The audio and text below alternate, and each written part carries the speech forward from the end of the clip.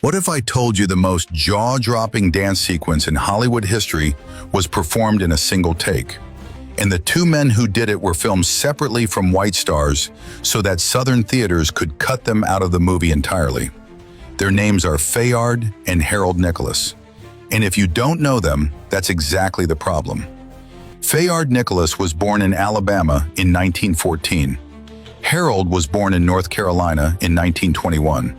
Their parents were musicians who led the orchestra at a black theater in Philadelphia. By the time Fayard was 10 years old, he had memorized the movements of every great African-American dancer alive. Nobody taught them their style. They invented it. They fused tap dancing, jazz, and classical ballet into something the world had never seen. They called it classical tap.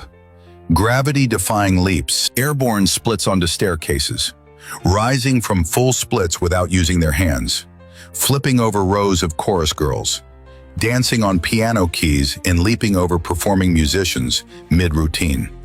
In 1932, Fayard was 18 and Harold was just 11 years old when they became the featured act at Harlem's Cotton Club, performing alongside Duke Ellington, Cab Calloway, and Ethel Waters. 11 years old, Hollywood came calling. Movie mogul Samuel Goldwyn saw them at the Cotton Club and signed them immediately. They appeared in more than 30 Hollywood musicals throughout the 1930s and 1940s. But here is where history gets brutal.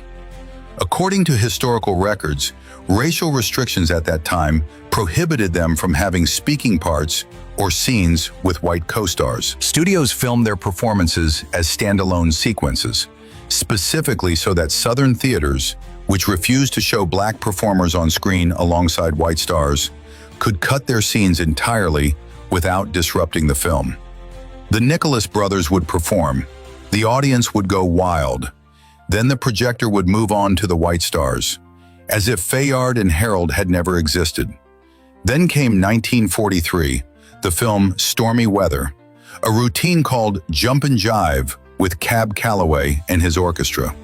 According to Wikipedia and confirmed by the Nicholas brothers themselves, the choreographer Nick Castle gave them one instruction: just do it. Don't rehearse it, just do it. What followed was filmed in a single take. They danced across a giant staircase set. They leaped over musicians. They executed full splits at the bottom of each stair, landing perfectly, then rose without touching the floor with their hands. The synchronization was impossible. The athleticism was inhuman. Fred Astaire, widely considered the greatest Hollywood dancer of his era, told the brothers directly that Jumpin' Jive was the greatest movie musical number he had ever seen. Ballet legend Mikhail Baryshnikov, one of the greatest classical dancers in world history, called them the most amazing dancers he had ever seen in his life.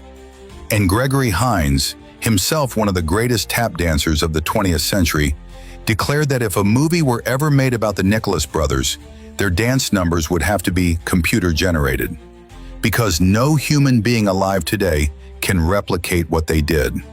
No human being alive today. They received the Kennedy Center Honors in 1991 for Lifetime Achievement. They received stars on the Hollywood Walk of Fame in 1994. Fayard won a Tony Award in 1989. But in the 1930s and 1940s, when they were at the peak of their power, performing things no one had ever done on screen, they were being cut from films in America's South. Fayard Nicholas died in 2006 at age 91. Harold Nicholas died in 2000 at age 79. They spent their entire careers proving that black excellence could not be contained, even when the system was specifically designed to erase it. Comment, Nicholas brothers, if you had never heard these names before today.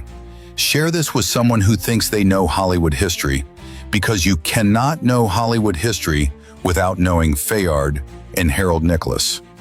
Follow Black History Unfiltered. We don't let legends become footnotes.